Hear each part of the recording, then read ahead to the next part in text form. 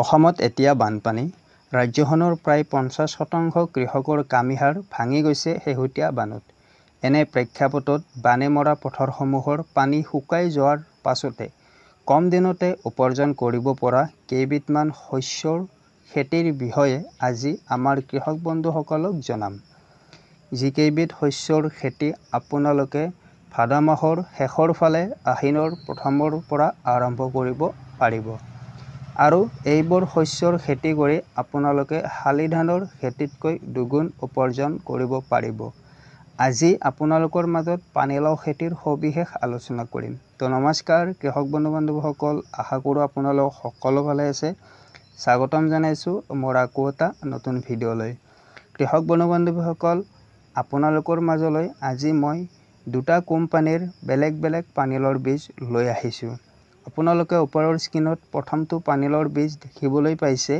ইয়াৰ company হৈছে East West Seed variety গাড্ডা 140F1। এইটো দীঘলীয়া জাতৰ সেউজীয়া জাতৰ উন্নত হাইব্ৰিড পানীলাওৰ বীজ। আনটো হৈছে খেতিয়ক বন্ধু বান্ধৱীসকল কালাছ কোম্পানীৰ KSP 1700 বীজ। এইটো হাইব্ৰিড জাতৰ দীঘলীয়া জাতৰ সেউজীয়া জাতৰ উন্নত পানীলাওৰ বীজ। তো আপোনালোকে এতিয়াৰ দিনত পানীলাওৰ খেতি কৰিব বিচাৰিলে বীজৰ দোকানত যেতিয়া পানীলাওৰ বীজ ক্ৰয় কৰিবলৈ যাব, তো আপোনালোকে গাড্ডা 140F1 নাইবা কালাছ কোম্পানীৰ KSP 1700 বীজ, যি দুটা আপোনালোকে স্ক্ৰীনত দেখিবলৈ পাইছে, এই দুটাৰ যিকোনো এটা পানীলাওৰ বীজ ক্ৰয় কৰি আনি ইয়াৰ খেতি কৰিব পাৰিব কৃষক বন্ধু বান্ধৱীসকল। কৃষক বন্ধু বান্ধৱীসকল, 55 দিনৰ পৰা 75 দিনৰ ভিতৰত আপোনালোকে ইয়াৰ ফল গছৰ পৰা ছিঙিব পাৰিব। যিবিলাক হাইব্ৰিড চিড হয় সেইবিলাকৰ গছৰ পৰা 45 দিনৰ ভিতৰত ফুল অহা আৰম্ভ হয়।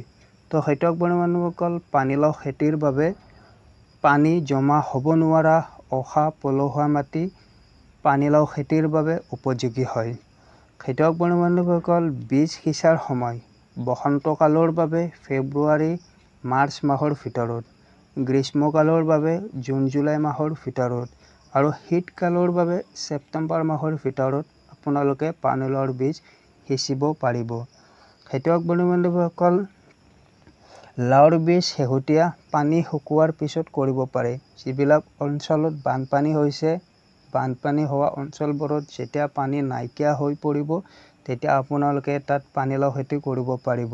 আৰু এই খেতি কৰাতে বেছি সময় নালাগে, কম দিনতে কম যত্নতে ডাঙৰ হয়।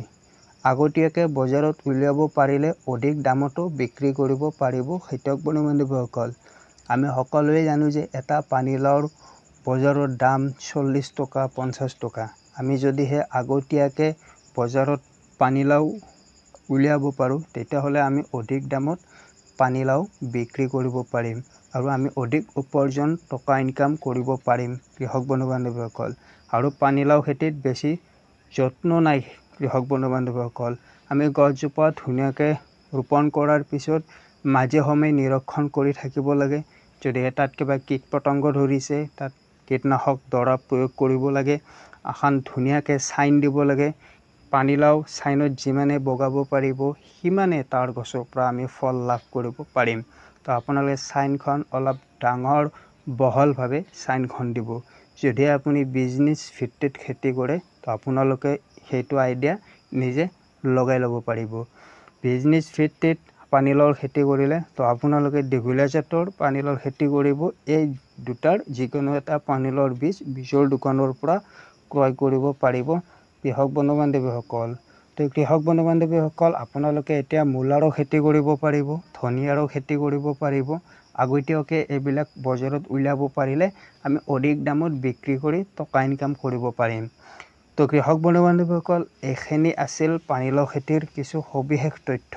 বাৰু ইয়াৰ ওপৰত আৰু এটা খেতিয়ক বন্ধু বান্ধৱীসকল, যদিহে আপোনালোকে পানীলাওৰ বীজটো ডাইৰেক্টলি মাটিত নিদিয়ে, তেতিয়াহ'লে আপোনালোকে ঘৰতে অন টাইম গিলাচত তাত কেঁচু সাৰ ভৰাই কিনে একোটাকৈ বীজ দি কিনে পলিটো বনাই লৈ মূল পথাৰত ৰোপণ কৰিব পাৰিব।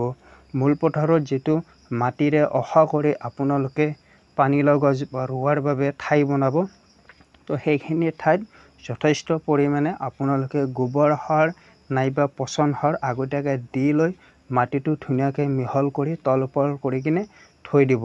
পাৰিলে সেই মাটিখিনিত পুৰদন অকণমান দি দিব, কিয়নো মাটিত থকা বিভিন্ন কীট পতংগবিলাক পুৰদনে নাইকিয়া কৰে আৰু মাটিটো উন্নত কৰে কীট পতংগৰ পৰা। তো হয়তো বন্ধুসকল এইখিনি আছিল পানীলাও খেতিৰ বিষয়ে। যদি কিবা ক'ব পাহৰি গ'লোঁ আপোনালোকে কমেণ্টৰ মাধ্যমেৰে জনাই দিব, আৰু যদি কিবা ভুল হৈছে তো আপোনালোকে কমেণ্টৰ মাধ্যমেৰে জনাই দিব। তো ভিডিঅ'টো ভাল লাগিলে ভিডিঅ'টো লাইক কৰিব, শ্বেয়াৰ কৰিব, কমেণ্ট কৰিব, লগতে চেনেলটো ছাবস্ক্ৰাইব কৰিব। তো ধন্যবাদ। জয় আই অসম।